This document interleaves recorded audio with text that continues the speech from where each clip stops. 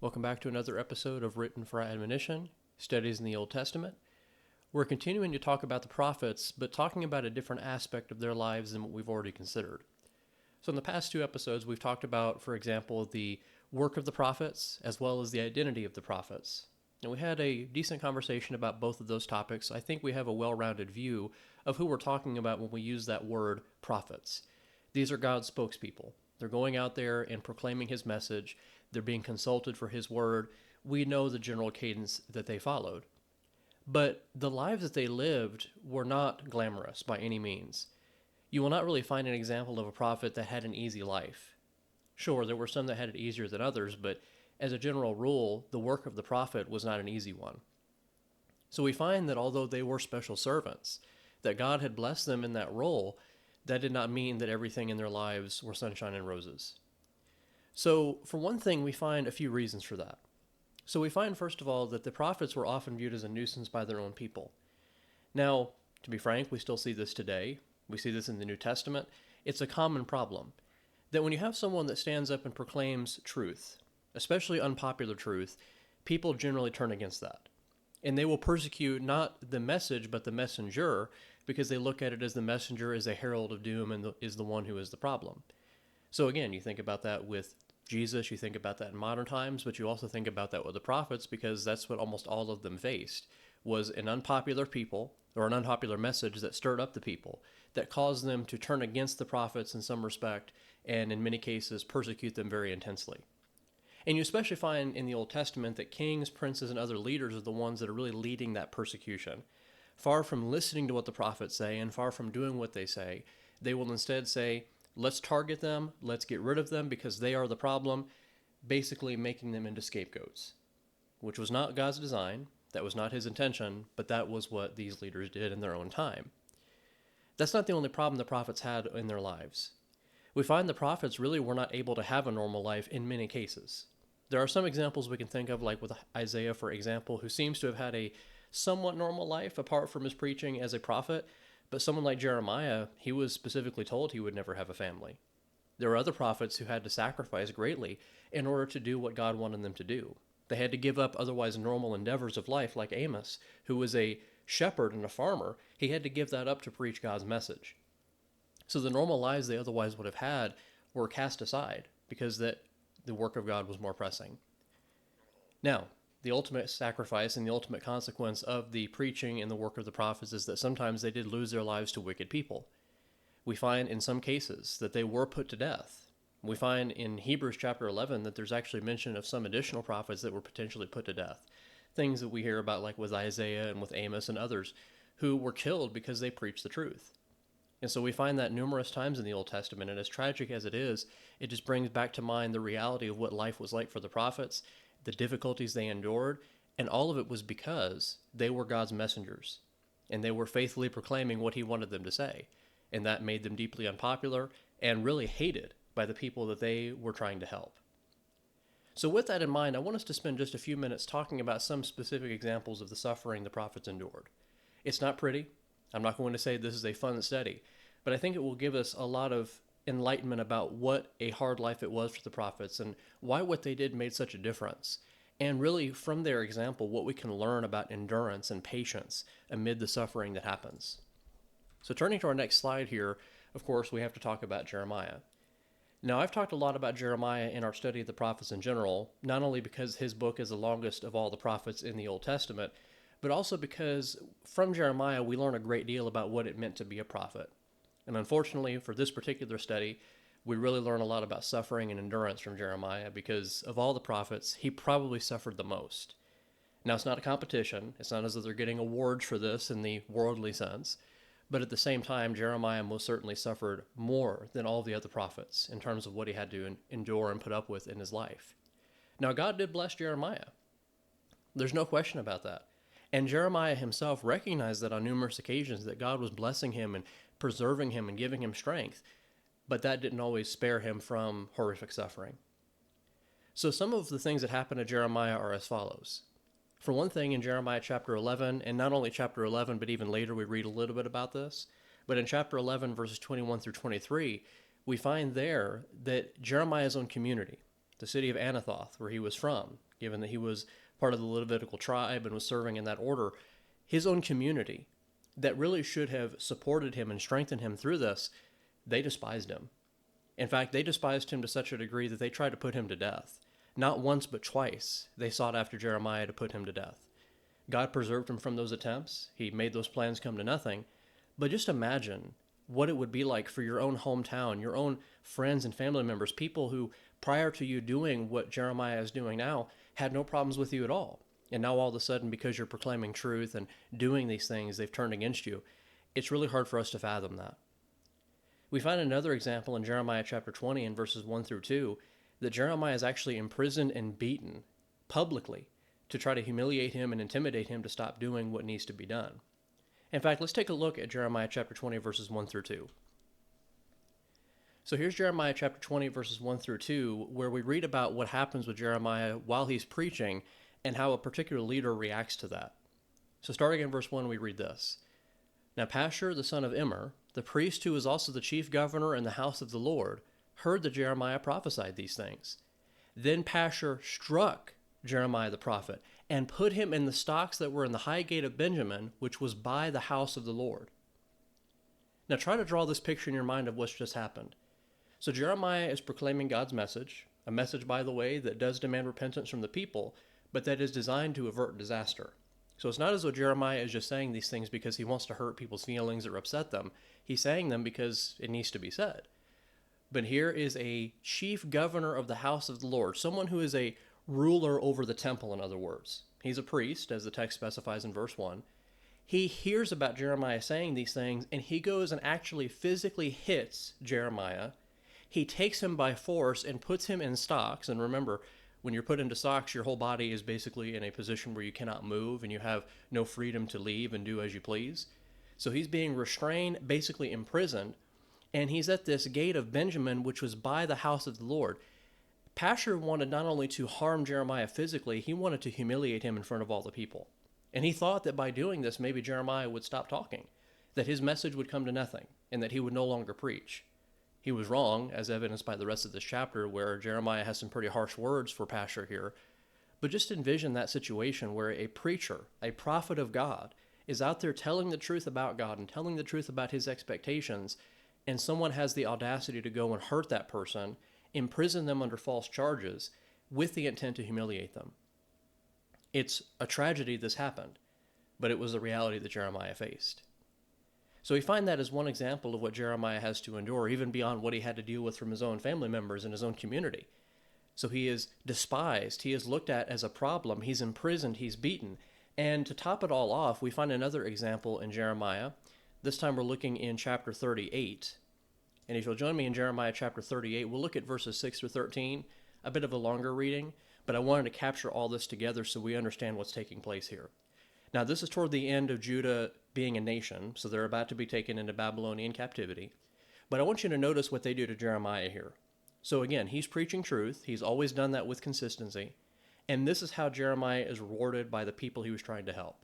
Start reading with me in verse 6. So they took Jeremiah and cast him into the dungeon of Malchiah, the king's son, which was in the court of the prison, and they let Jeremiah down with ropes. And in the dungeon there was no water, but mire. So Jeremiah sank in the mire. Now Ebed-Melech the Ethiopian, one of the eunuchs, who was in the king's house, heard that they had put Jeremiah in the dungeon. When the king was sitting at the gate of Benjamin, Ebed-Melech went out of the king's house and spoke to the king, saying, My lord the king, these men have done evil in all that they have done to Jeremiah the prophet, whom they have cast into the dungeon, and he is likely to die from hunger in the place where he is, for there is no more bread in the city. Then the king commanded Ebed-Melech the Ethiopian, saying, Take from here 30 men with you, and lift Jeremiah the prophet out of the dungeon before he dies. So Ebed-Melech took the men with him and went into the house of the king under the treasury, and took from there old clothes and old rags, and let them down by ropes into the dungeon to Jeremiah. Then Ebed-Melech the Ethiopian said to Jeremiah, Please put these old clothes and rags under your armpits, under the ropes. And Jeremiah did so. So they pulled Jeremiah up with ropes and lifted him out of the dungeon, and Jeremiah remained in the court of the prison. Now again, we read that, and it's very easy for us to go through a chapter like this and just gloss over some of these details, but really pause and think about the scene that's unfolding. So verse 6, They take Jeremiah, again, by force. He's not going willingly. They're not taking him to a happy place. They throw him into a dungeon. But notice the type of dungeon we're talking about. This isn't just a prison cell like we would normally expect.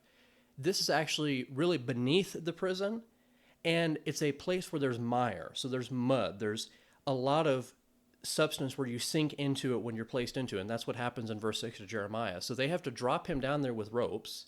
It's surprising they didn't just throw him in there, but obviously they were maybe trying to spare his life, but maybe with the intent that he would die in the mire. But nevertheless, that's where he is. He's not locked behind a prison cell necessarily. He is literally in a muddy situation and has no way of escape. It's only because in verse 7 that Ebed-Melech, who was one of the eunuchs in the king's court, notices this and actually intervenes on Jeremiah's behalf and says, what these men have done is not right. And he demands, or requests, I should say, from the king that something be done about it, and the king agrees with him, which is kind of surprising given what Zedekiah had said before, but we'll leave that for a different discussion. But Ebed-Melech takes some men and they go and rescue Jeremiah. They have to actually lift him out of there with a rope made of old rags and old clothes. I mean, this is a desperate situation Jeremiah is in. He would have died there had it not been for Ebed-Melech intervening and taking advantage of the king's graciousness in this situation to bring him out of that situation. I mean, this is horrible.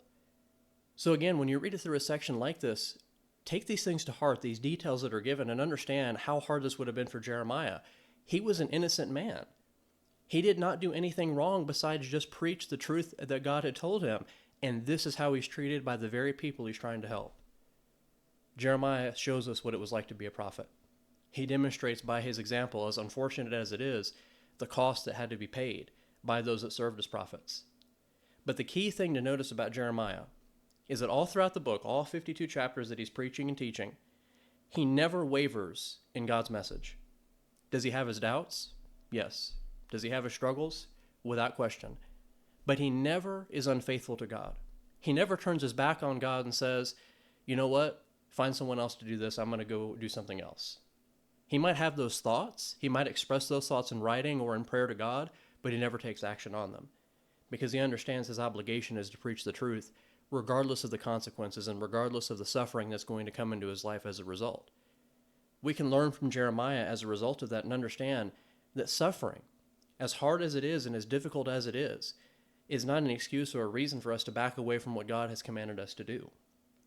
It's there for us to endure and to be patient amid these things and to bear up underneath those trials and to learn from Jeremiah's endurance and realize that no matter how bad it may get, if we're faithful to God, he'll take care of us. He'll preserve us. He will, in a way, put people like Ebed-Melech in our lives to try to help us to escape these different situations and overcome them.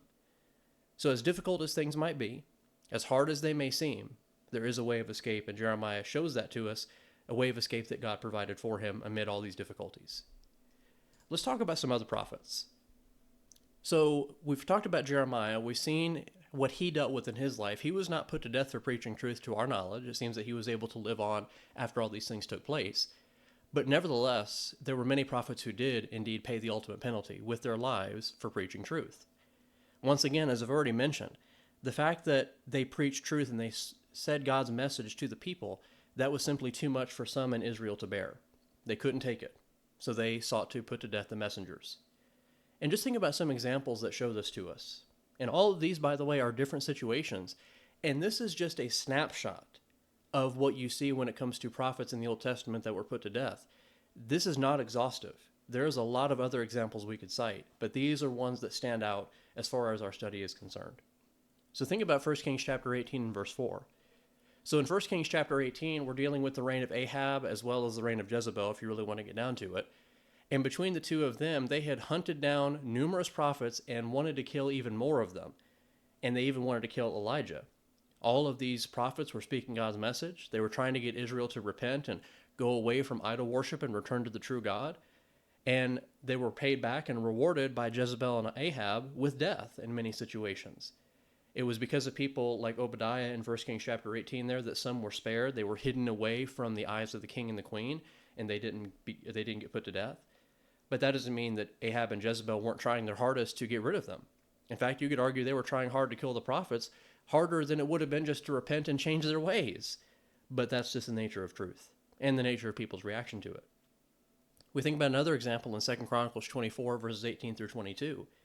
And that particular situation is particularly sad, because you're talking about the son of the high priest who had just recently passed away, who had helped the nation of Judah and specifically King Joash so much. He had raised him up and taught him the right way to go and what needed to be done. And after the high priest passes away, Jehoiada, Joash turns away from all those good teachings. He becomes a wicked king.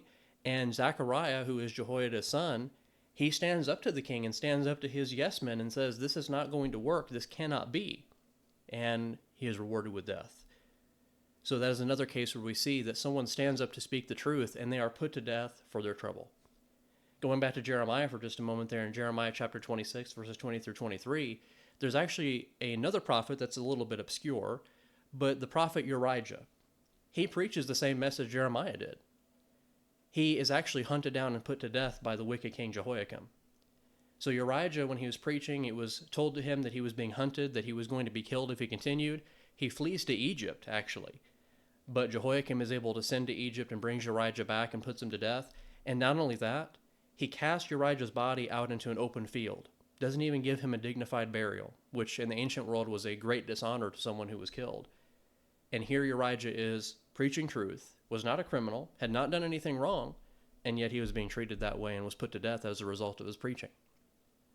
Now, for all these examples, whether we're talking about the time of Ahab and Jezebel and the prophets they killed, we're talking about Zechariah the priest who became a prophet at the end of his life and was killed, Urijah who was killed after he fled to Egypt, no matter who you're talking about, as well as the others who were put to death or preaching God's truth, they still remain faithful to God.